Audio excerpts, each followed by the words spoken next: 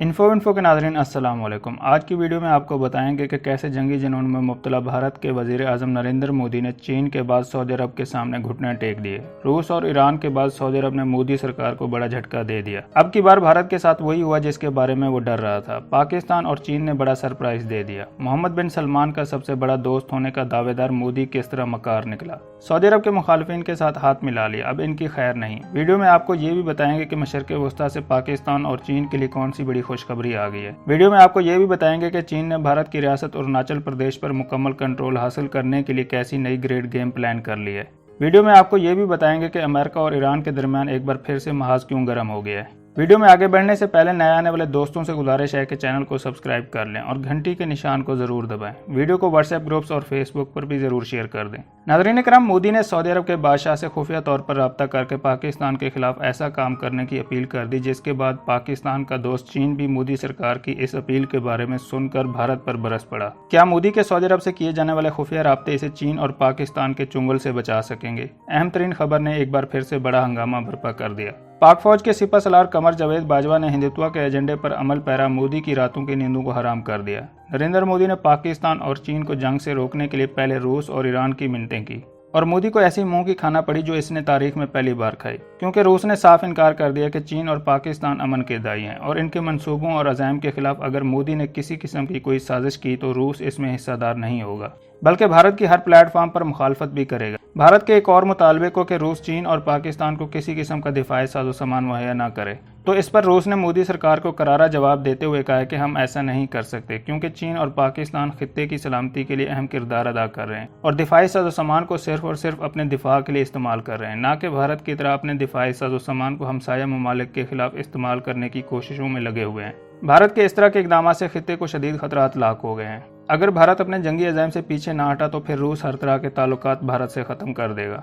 नाज़रीन इकराम, रूस की जानिब से मिलने वाले साफ जवाब के बाद भारत ने ईरान का रुख किया, लेकिन ईरान ने भी रूस के नक्शे कदम पर चलते हुए मोदी सरकार और इसके हवारियों को टक्का सा जवाब दिया कि भारत हर दफ़ा हमारी पीठ में छुरा घोंपता है और इस बार ईरान भारत की ऐसी किसी किस्म की साजिश को कामयाब नहीं होने देगा। अगर भारत इतना ही ईरान का खैर ख्वाह था तो उस वक्त मोदी सरकार और इसके हवारी कहाँ थे जब अमेरिका ईरान का मुआशी कत्ल करने पर तुला हुआ था। लेकिन मोदी सरकार और इसके हवारी अमेरिका की चापलूसी में लगे हुए थे और अमेरिका के साथ अपनी मोहब्बतों की पींगों को परवान चढ़ाने में मसरूफ थे। अगर भारत अब ये चाहता है कि इस्लामी जमहूरिया ईरान चीन और पाकिस्तान के खिलाफ मोदी की पॉलिसियों को सपोर्ट करे तो फिर ऐसा हरगिज नहीं होगा और इसके लिए ईरान को किसी किस्म की कीमत भी चुकाना पड़ी तो वो इसके लिए भी तैयार है। ईरान ने मोदी सरकार पर वाजे किया है कि अगर अमेरिका और इसराइल किसी तरह से भी ईरान पर हमला आवर होते हैं तो फिर यही दो मुल्क चीन और पाकिस्तान ही हैं जो ईरान की सलामती और इसकी अवाम के लिए मैदान में शैतानी ताकतों के खिलाफ आएंगे। लिहाजा अब ईरान से भी भारत को मुंह की खाना पड़ गई। नाज़रीन इकराम, भारत की सरकार ने इस ऑप्शन को भी इस्तेमाल में लाने की कोशिश की जो माजी में इसका एक बड़ा हथियार हुआ करता था। मोदी ने एक हफ्ते ही में 2 बार सऊदी अरब के बादशाह से रब्ता करके पाकिस्तान और चीन पर दबाव डालने की कोशिश की। ख्याल रहे कि कुछ अर्सा पहले पाकिस्तान के हालात सऊदी अरब के साथ ऐसे थे कि सऊदी अरब पाकिस्तान के हर मामले में मुदाखलत करने की कोशिश करता था, जिसके बायस अमेरिका और भारत सऊदी अरब के जरिए पाकिस्तान पर दबाव डलवाकर अपने मनपसंद के इकदाम उठा लेते थे। इसकी अहम तरीन मिसाल जो अभी तक दुनिया भर के ममालिक नहीं भूले वो थी मलेशिया में होने वाली कोलालमपुर समिट, जिसमें सऊदी अरब ने पाकिस्तान को शिरकत नहीं करने दी थी, क्योंकि अमेरिका, इसराइल और भारत को उम्मत मुसलमा के यकजा होने का खतरा लाक हो गया था। क्योंकि इस समिट में तुर्की के सदर तैयब उर्दवान ने भी दबंग अंदाज में शिरकत की थी और शैतानी ताकतों को भी खूब ललकारा था। सऊदी अरब भी तुर्की की इस समिट में शिरकत का सख्त मुखालिफ था। अमेरिका और भारत ने सऊदी अरब के जरिए पाकिस्तान के वजीर आज़म इमरान खान को फ़ोन करके ये कहा था कि वो मलेशिया में होने वाली समिट में शिरकत न करें। नाज़रीन इकराम, बाद अज़र तुर्की के दबंग सदर तैयब उर्दवान ने एक मौके पर पाकिस्तान की मलेशिया में होने वाली समिट में शिरकत न करने की वजह बता दी थी कि सऊदी अरब ने पाकिस्तान को ये धमकी लगाई थी कि अगर पाकिस्तान इस समिट में शिरकत करेगा तो सऊदी अरब फिर पाकिस्तान के 40 लाख वर्कर्स को अपने मुल्क से निकाल देगा, जो पाकिस्तान के लिए किसी तरह भी काबिल कबूल नहीं थी। नाज़रीन इकराम, अब हालात एक बार फिर बदलने लगे और खित्ते में बढ़ते हुए भारतीय अज़ाइम ने खित्ते के अमन को भी तहस नहस करके रख दिया। लेकिन ये सब हो जाने के बावजूद भी मोदी सरकार को अभी तक होश नहीं आ रहा और चीन के खिलाफ मजीद महाज अराई करने के लिए आए रोज नई पॉलिसियां बनाने में लगा हुआ है।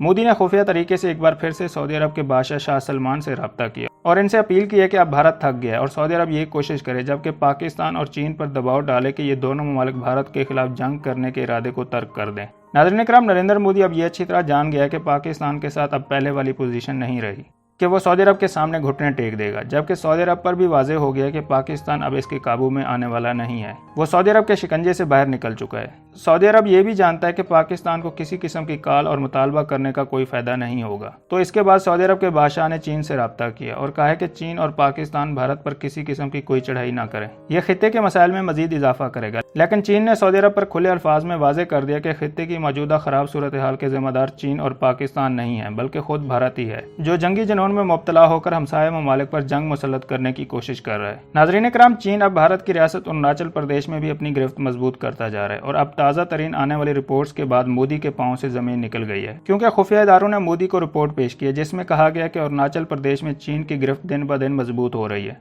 और अरुणाचल प्रदेश के लोग भी चीन के लिए नरम गोशा रखते हैं, जबकि चीन ने अरुणाचल प्रदेश के बारे में सारी की सारी खुफिया मालूमात भी इकट्ठी कर ली है। जबकि खुफिया इदारों ने अपनी रिपोर्ट्स में मोदी सरकार पर यह वाजे कर दिया कि आने वाले चंद दिनों में शायद अरुणाचल प्रदेश में बगावत की तहरीक भी शुरू हो सकती है। भारतीय खुफिया इदारों ने यह भी खदशा जाहिर किया कि जिन 5 लोगों को अरुणाचल प्रदेश से चीन ने उठाया था, अब चीन ने 5 लोगों की मदद से मजीद मालूमात हासिल की होंगी। जबकि यह भी खदशा मोदी के सामने रखा गया कि चीन ने अरुणाचल प्रदेश में वापस आने वाले 5 लोगों को ब्रेन वॉश किया होगा, जो अब वो अरुणाचल प्रदेश में मजीद लोगों को चीन की जानिब राग़िब करेंगे, जिसके बाद बहुत से लोग आहिस्ता आहिस्ता चीन की तरफ मुतवज्जे होंगे। नाज़रीन इकराम, ये भी अहम बात है कि अरुणाचल प्रदेश के साथ चीन का काफी इलाका लगता है, तो चीन ने वहां पर इतनी ज्यादा डेवलपमेंट और इंफ्रास्ट्रक्चर बना दिया है कि अरुणाचल प्रदेश के लोग कहते फिर रहे हैं कि ये सबसे बेहतर होता कि अगर हम चीन के साथ हो और ये इलाका भी चीन के पास होता और यहाँ पर भी ज्यादा तरक्की होती, जबकि इन्हें चीन का पासपोर्ट मिलता और दुनिया भर में अरुणाचल प्रदेश के लोगों की इज्जत होती। नाज़रीन इकराम, चीन पहले ही से कह चुका है कि अरुणाचल प्रदेश का इलाका भारत का इलाका नहीं है, बल्कि वो जनूबी तिब्बत का हिस्सा है, इसलिए इस पर पहला हक चीन का है और चीन अपने इलाके को भारत से आज़ाद करवा के रहेगा।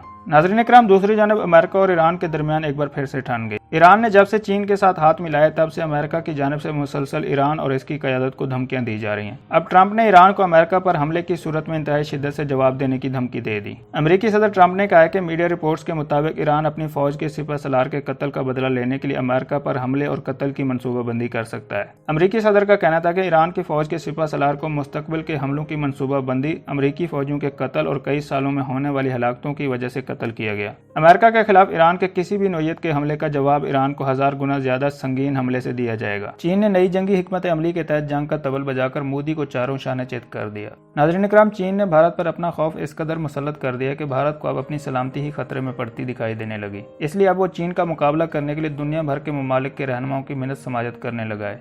राकेश सोड का कहना था कि ईरान, चीन, रूस, पाकिस्तान और तुर्की मशरक़े वुस्ता में इकट्ठे होते दिखाई दे रहे हैं और चीन ईरान और पाकिस्तान में बहुत से बड़े मंसूबों पर भी काम कर रहा है।